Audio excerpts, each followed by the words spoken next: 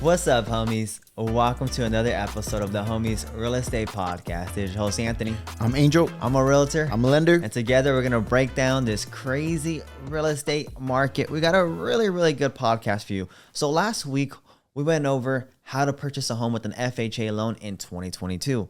Yep. So it's only right that we look at the conventional loan this week. So we got Angel.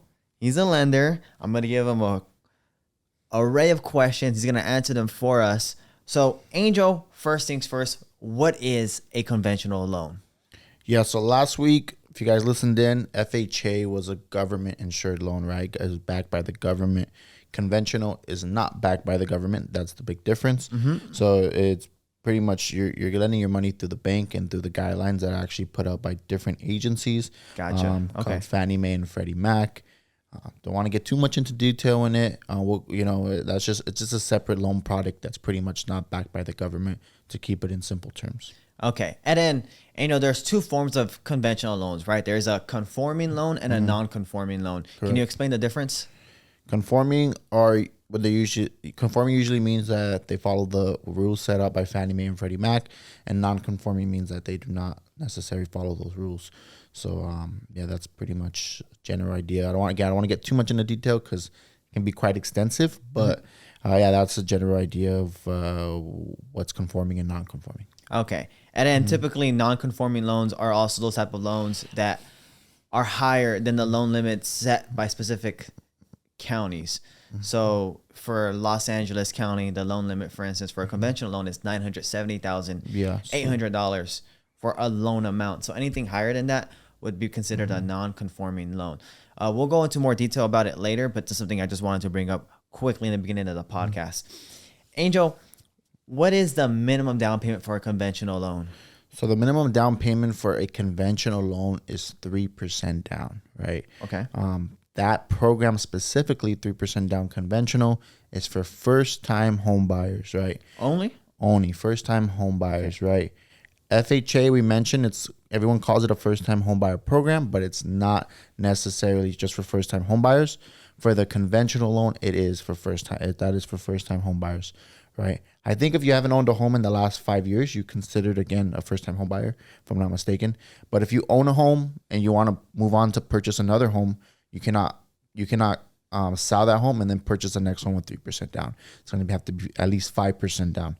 Same thing if you're selling your property and you want to purchase another home, you do not have to put 20% down. A lot of people think that once you buy your second property that you're going to occupy, that you're going to live in, you have to put 20% down. That is not the case. You only have to put 5% down towards your new home purchase. Gotcha. And that is if you're living there, right? And that's the main thing. Yeah, that makes sense. Okay, so for a primary residence, if you're a first-time home buyer, 3% down is the minimum down payment for a conventional loan. Angel, what is the minimum credit score required? So the minimum credit score on a conventional loan usually is 620, right? But the truth of the matter is that it doesn't really make sense when you have a score that low for multiple reasons. Interest rate's extremely high. Okay. The guidelines that we're talking about with those agencies, Fannie Mae and Freddie Mac, they have an automated underwriting system. Yeah. Pretty much it's a computerized system. We run your loan application through and it lets us know if everything we put in your loan application is correct, if it's going to approve your loan or deny it. When you tend to have low credit scores, it tends to not approve it. Gotcha. Right? So it makes it a lot harder. And then usually it wants you to have a higher down payment in order to get it approved, or months of payments saved up in the bank. It makes it very tricky, right? So usually what tends to be a good mark is 680. And then I even like over 700. Over 720 is golden. Like 720 is good, so 720 and higher, you're pretty much high tier. Yeah, you're good. I mean, 740 is kind of like that top tier. 740 and above is awesome. 720 is really good. Over 700, it's good. No complaints on that. 680, it's doable, but and it's good. Just not as good as obviously 700. So one thing with the conventional loan, it's very credit score dependent, right? So the better your credit, the better your interest rate, the lower your mortgage insurance, things like that, which we'll get into more detail right now. Gotcha. Okay. And then what does that debt to income ratio look like that's required for the conventional loan? So a conventional loan basically allows you to use up to 50% of your income, right, towards your debt. Gross right? income or how? Gross income, Okay. right? What's gross income again? So gross income is if you're a W2 wage earner on your taxes, obviously you don't take home what you earn, right? All of your money. Uncle Sam takes his cut, and then you take home your money after that, right? Not in this case. Now the bank doesn't look at what you're taking home. It looks at what shows on your pay stubs as your gross income. Gotcha. Right? So pre-tax. So pre-tax, exactly. So let's say you make $10,000 a month, you can use up to $5,000 a month, in debt, right? Or towards your debt, and that's going to include your mortgage payment, if you have card payments, credit cards, student loans, personal loans, anything like that. Gotcha. Perfect. That helps us, Angel, a lot. So let's talk about mortgage insurance. It's obviously a lot different than the FHA loan. Correct. Can you explain what mortgage insurance is and how it's different? Yeah, so mortgage insurance is going to depend on different factors. I kind of briefly touched on it a little while ago, and that includes different factors such as your down payment, such as your credit score, such as your debt to income ratio. All those things are going to dictate how much you're paying mortgage on how much you're going to pay on a monthly basis in mortgage insurance, right? My way that I like to compare it to is if you're looking at car insurance, that's always my go-to comparison.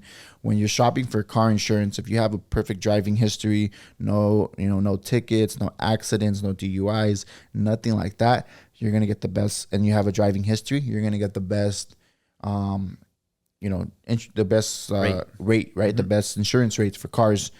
Same thing for mortgage insurance, except they look at your worthiness as far as when it comes to purchasing a house, right? So you have higher credit scores. That means, you're going to have a cheaper mortgage insurance. If you put 5% down, your mortgage insurance is going to be more expensive if you put 10% down, right? Not a huge difference, but there is a difference, right? Along with your debt to income ratio, if you're borrowing against your absolute maximum, you're almost at 50% using all your possible debt to qualify, then your mortgage insurance is higher as well. So all those factors are considered when looking at how much your mortgage insurance is on a monthly basis. Gotcha. And one thing to consider, mortgage insurance tends to be, when you have good credit scores, it is a lot cheaper than an FHA loan.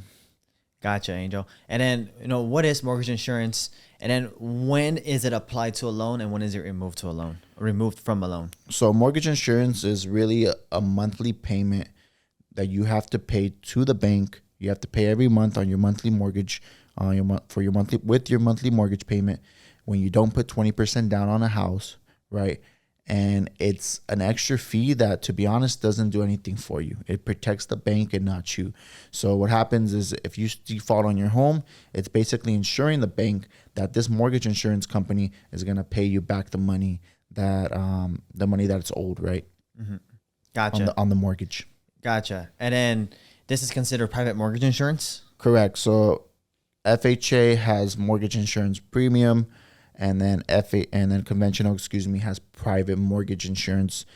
So we go through private and mortgage insurance companies. Gotcha. And then how is this mortgage insurance removed for the conventional loan? Yeah, so there's a couple ways to remove it. You can refinance to remove it. That's always an option. Another way to remove it is by once your home builds enough equity, you can call your mortgage service provider and let them know, hey, I have 20% equity in my property.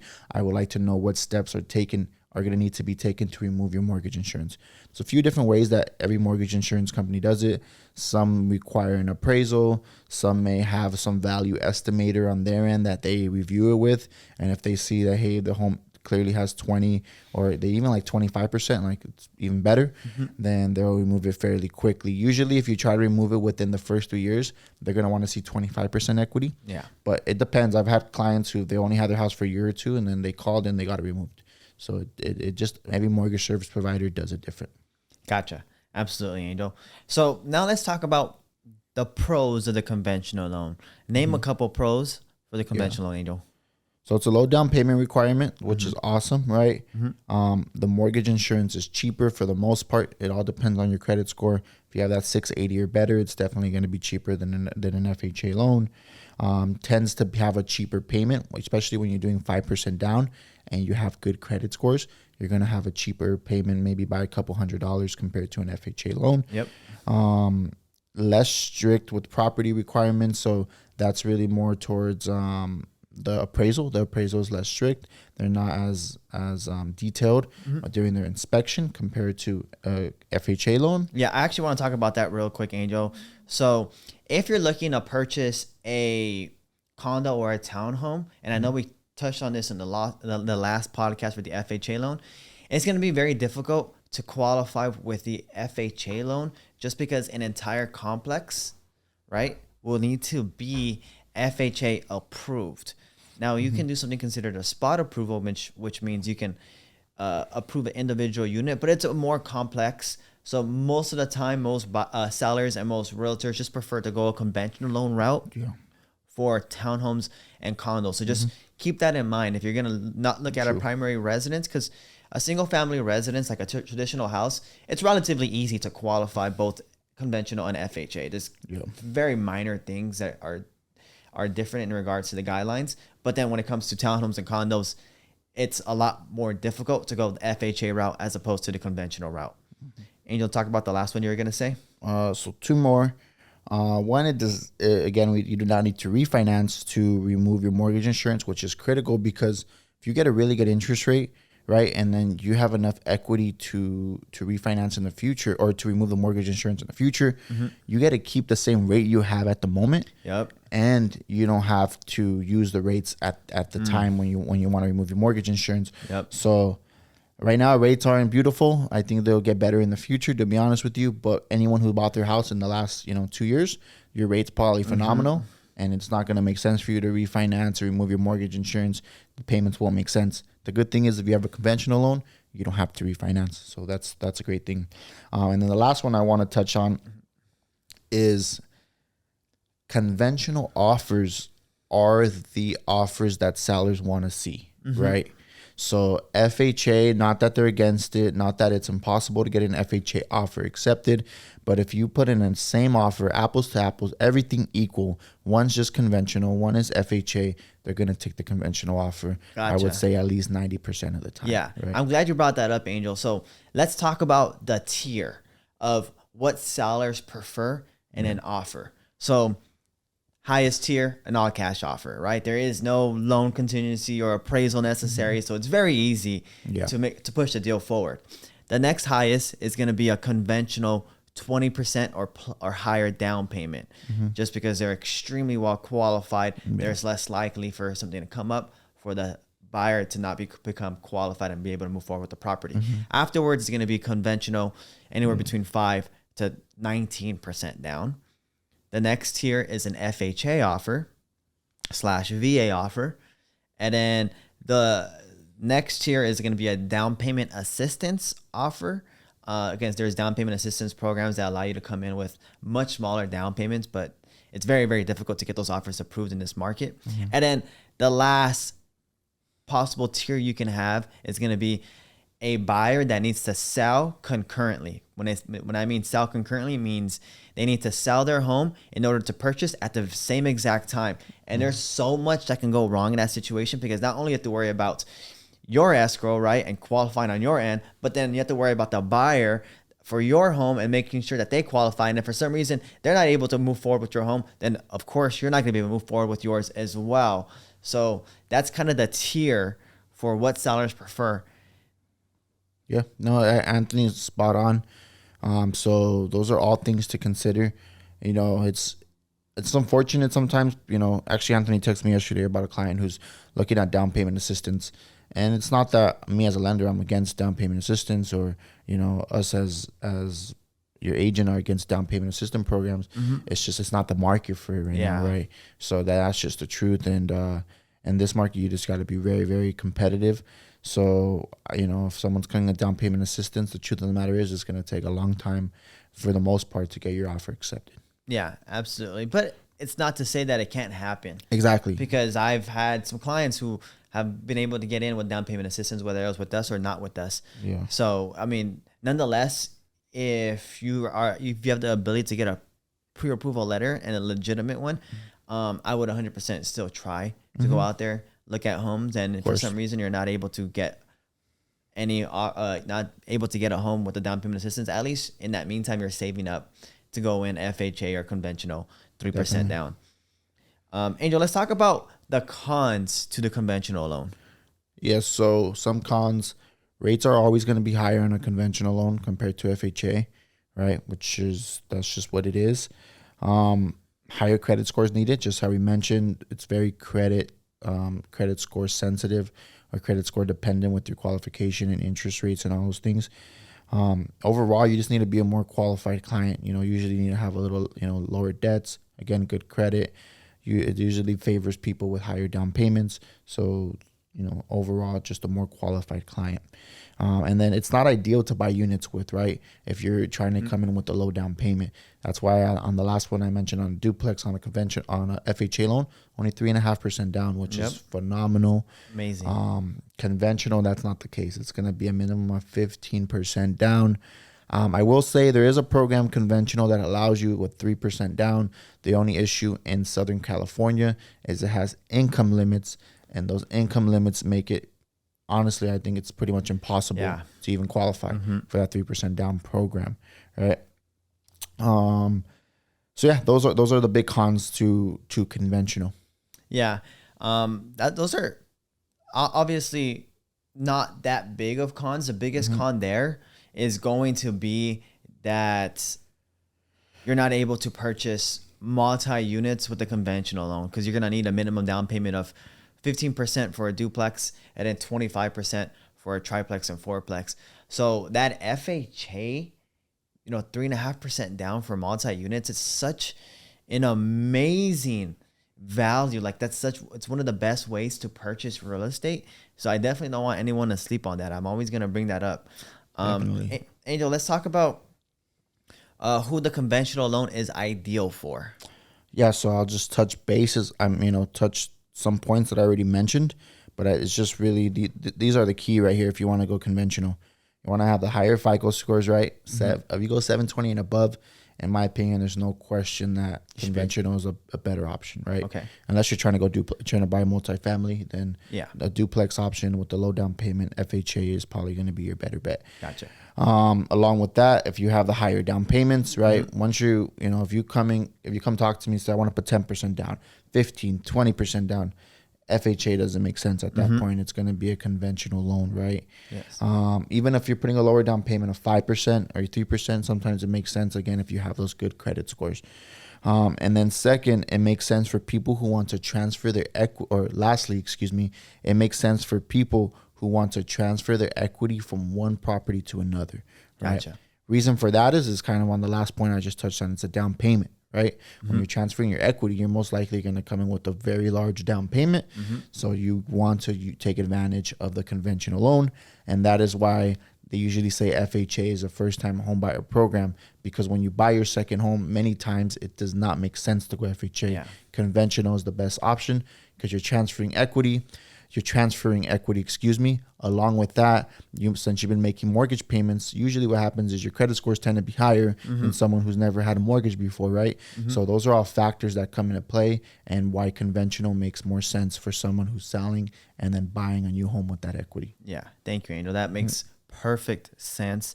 I want to talk about the conventional and FHA loan limits quickly. So this is something that's really important. I think a lot of people have two mistakes when they analyze this. Number one is they think every single county in Los Angeles has the same loan limit, and that's not true. In California, you mean? I'm sorry. Yeah, in California. Every county in California has the same loan limit, and that's not true, right? In high-cost areas, Los Angeles County, Orange County, the Bay, and so forth, you're going to have a maximum loan limit of $970,800 for the conventional loan.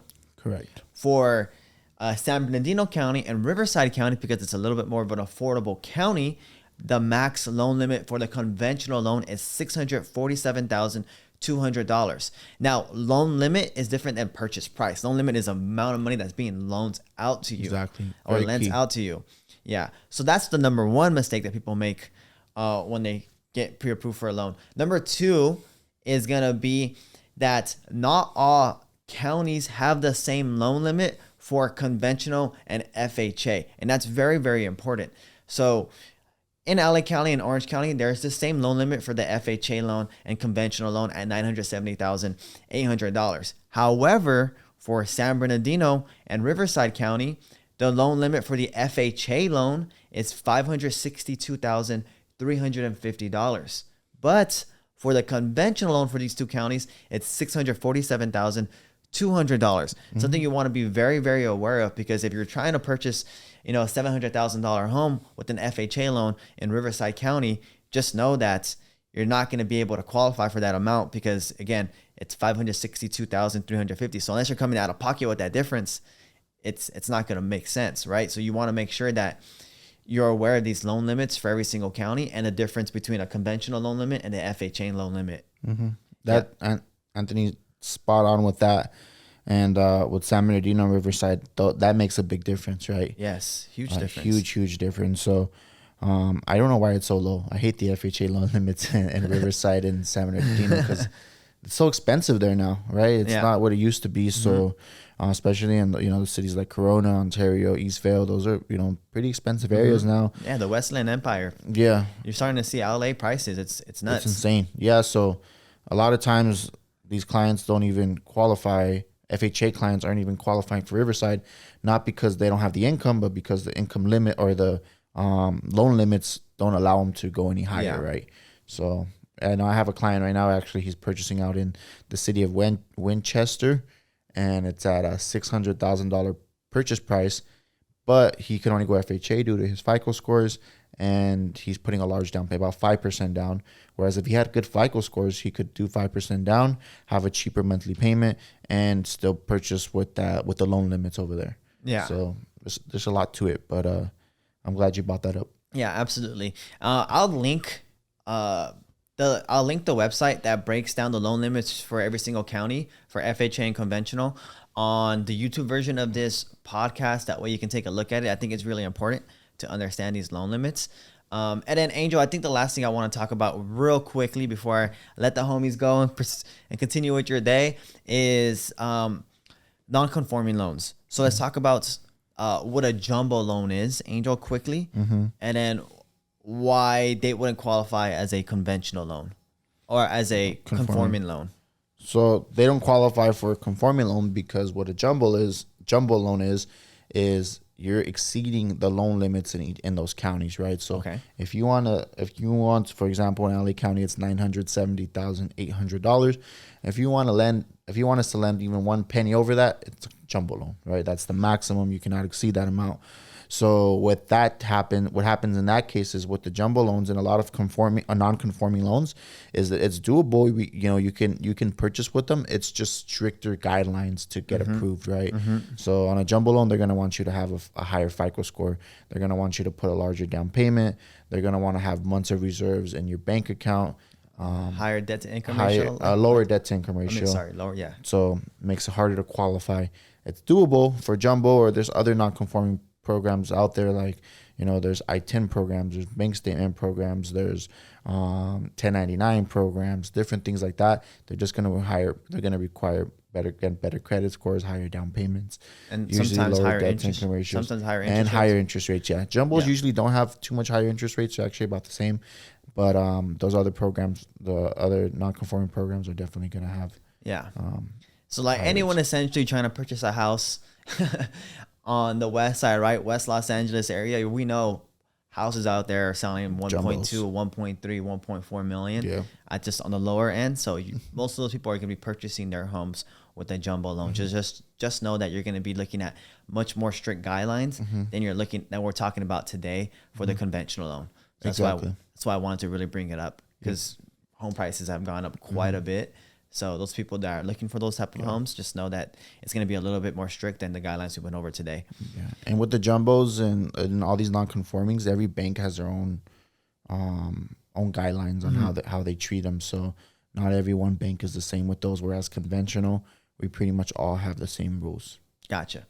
Thank you, Angel, for answering all these questions. Homies, I think I hope you got a lot of education and value out of this conversation with Angel and these guidelines we're going over. If you ever have any questions, Angel, where can we find you at? At Your Mortgage Angel on Instagram. At Your Mortgage Angel on Instagram. You can find us at the Luevanos Group on multiple forms of social media. If you haven't already, please subscribe to our YouTube channel. Please follow us on Spotify, Apple Podcasts. And with that said, I want to wish you all the best. Take care. Stay safe, y'all. Thank you. Hey, homies. It's Anthony. This podcast contains my opinions and is for educational purposes only. It does not guarantee any projections and should not serve as a basis for any purchase or sale in real estate.